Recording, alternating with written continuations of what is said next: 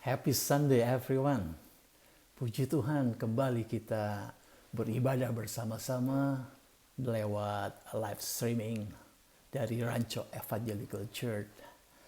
Sehari ini kita akan belajar bersama-sama pentingnya kita mengenal Allah dengan benar.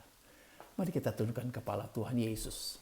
Kami berterima kasih karena kesempatan demi kesempatan yang Tuhan berikan dan percayakan kepada kami untuk dapat belajar dan mengisi kebutuhan rohani kami, yaitu mendengar suara-Mu lewat firman yang akan disampaikan.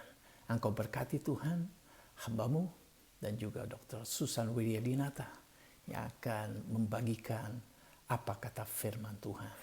Inilah doa kami Tuhan, dalam nama Yesus. Kami naikkan doa ini. Amin. Saudara, hidup yang abadi, kehidupan yang kekal hanyalah di surga. Namun untuk kita sampai ke surga, kita harus mengenal Allah. Nah, satu-satunya cara bagi manusia untuk menerima hidup yang abadi itu, hidup yang kekal itu, adalah mengenal satu-satunya Allah yang benar dan mengenal Tuhan Yesus Kristus yang telah diutus oleh Bapa.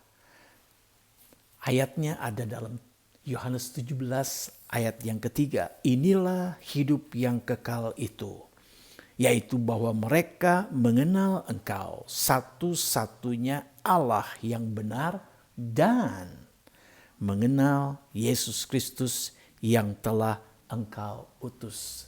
Kata "dan" di sini, ayat yang ketiga, bisa diganti dan diartikan sebagai yaitu. Untuk kita menerima hidup yang kekal, satu-satunya cara kita harus mengenal Allah yang benar, yaitu mengenal Yesus Kristus yang telah diutus Bapa. Jadi tidak ada seorang pun yang dapat menerima hidup yang kekal, yaitu surga, kalau orang itu tidak mengenal Allah yang benar.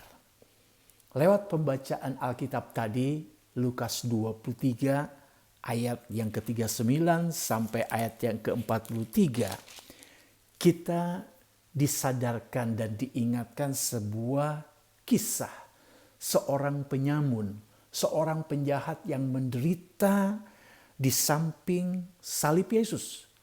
Menjelang kematiannya, penjahat itu menyadari bahwa ia adalah orang berdosa. Dia menyadari dan mengenal Yesus adalah raja dia, raja di atas segala raja. Dan akhirnya Yesus berkata kepada penjahat yang satu ini, sesungguhnya hari ini juga engkau akan bersama-sama dengan aku di dalam Firdaus. Nah, saudara yang dikasihi oleh Tuhan, di dalam dunia ini tidak ada seorang pun yang bisa membuat kita mengenal Allah dengan benar.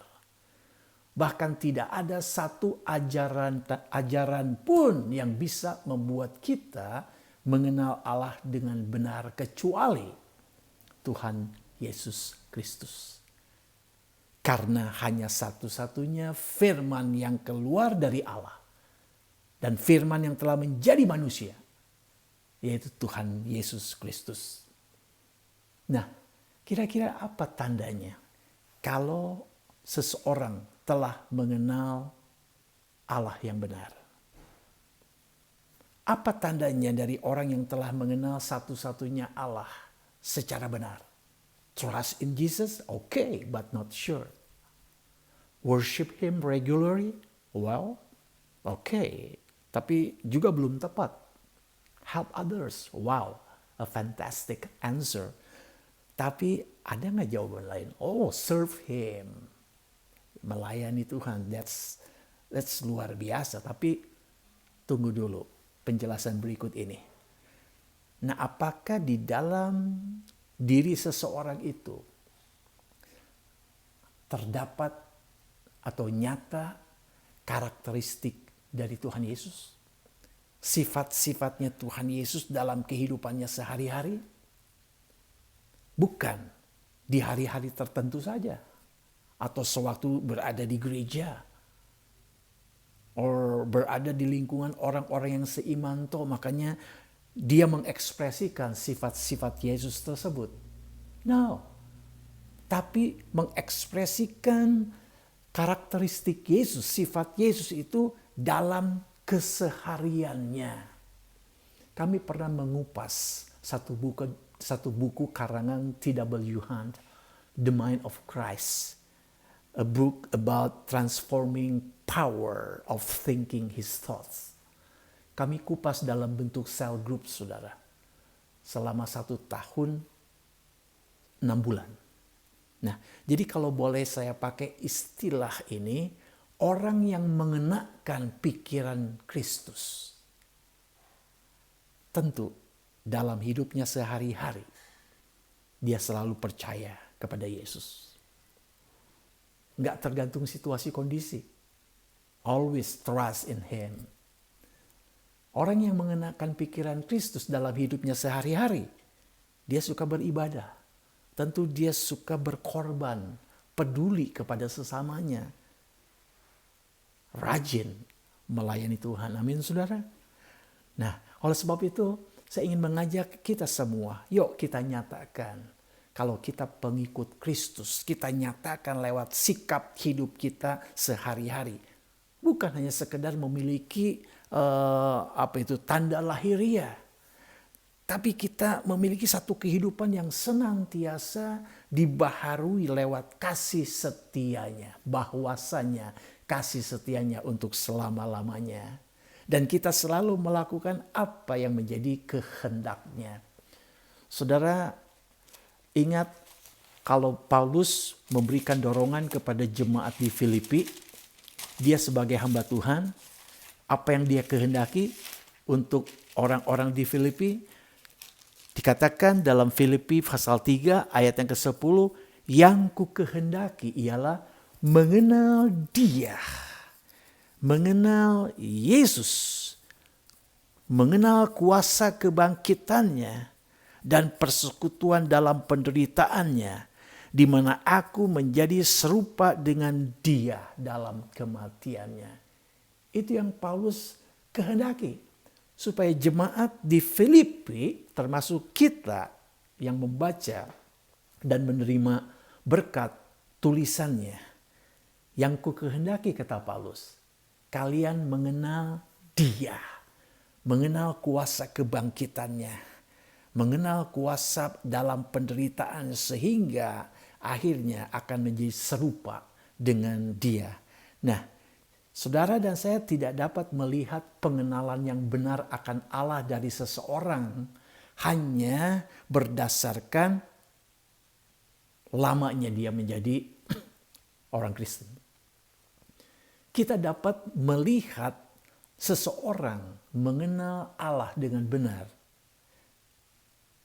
selama dia hidup di dalam dunia, apa yang dia perbuat bagi Allahnya. Oh, mungkin saudara bertanya, so bagaimana dengan kisah seorang penjahat tadi yang dibacakan? Wong selama hidupnya dia hanya melakukan kejahatan demi kejahatan. Makanya hukuman yang setimpal itu, yang seberat itu dijatuhkan kepadanya. Tapi saudara, coba secara sekilas saya ingin ajak saudara memperhatikan Lukas 23 sebagai pembacaan firman Tuhan tadi.